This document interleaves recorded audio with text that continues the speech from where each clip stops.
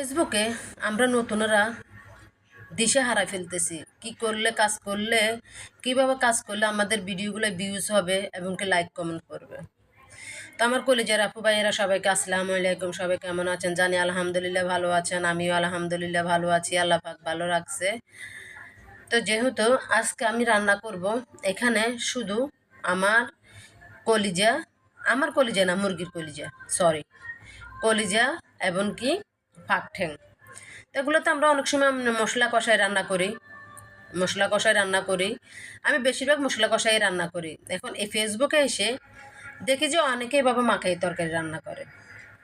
তো আমি ভাবলাম আমি তো অনেক কিছু মাখাই, অনেক কিছু বলতে মাঝের মধ্যে মাখাই খাই। তো আজকে এই মুরগিটার কলিজা আর এই মাংসগুলা দেখি, গিলা কলিজাগুলো আমি বাবা মাখাই দেখি কেমন হয়। তবে আমি এখানে যে জলগুলো দেখছেন এই জলগুলোতে আমি তরকারি রান্না করছি, শেষ আমি কোনো জল দিইনি। আর এখানে ফেলু ডাল দিয়ে লাউ দিয়ে রান্না করছি। দোনোটা তরকারি আমার মাশাল্লাহ স্বাদ হয়েছে। তো আমার কলিজার আপু ভাইয়েরা আমি তো মানে কি বলবো আপনাদেরকে, মানে দিশ হারাই ফেলতেছি, কাজ করার আগ্রহটা হারাই ফেলতেছি। কেন জানেন?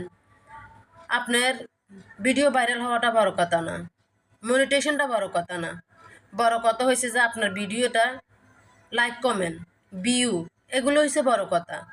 দেখি যে ভিডিওতে কোনো ভিউজও হচ্ছে না, তখন কাজ করার আগ্রহটা আমি হারিয়ে ফেলি। তখন আমার অনেক অনেক অনেক কান্না আসে, আমার তখন আর কাজ করার আগ্রহটা থাকে না। মাঝের মধ্যে এমন ভিউজ হয় মানে এটা বলার বাইরে, লাইক কমেন্ট ভালোই পড়ে, আবার মাঝের মধ্যে হঠাৎ করে কি যেন হয়, আমরা কোনো কিছুতে লাইক কমেন্ট কোনো কিছুতে না ভিউজও হচ্ছে না, তখন কাজ করার আগ্রহটা আমি হারিয়ে ফেলি।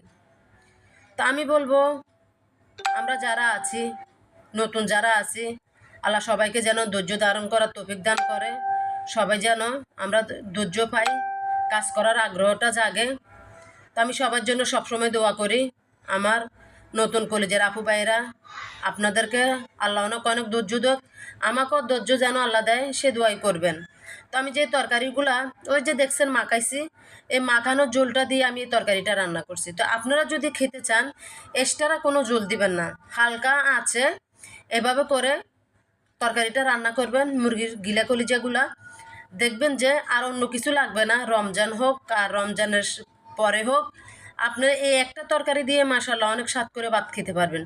আপনার মুরগির মাংসর প্রয়োজন হবে না, এখানে আপনার গিলা কলিজা পাক ফুস্তি মানে সব মিলিয়েই আছে। তো আমি সব মিলিয়ে রান্না করছি। আমি একটা বড় মুরগি আনছিলাম, ও মুরগির থেকে এগুলো নিছি। তো আমার ভিডিওটা শেষের দিকে যদি ভুল কিছু বলে থাকে অবশ্যই আমার দৃষ্টিকে দেখবেন। এই ছোট বোনটা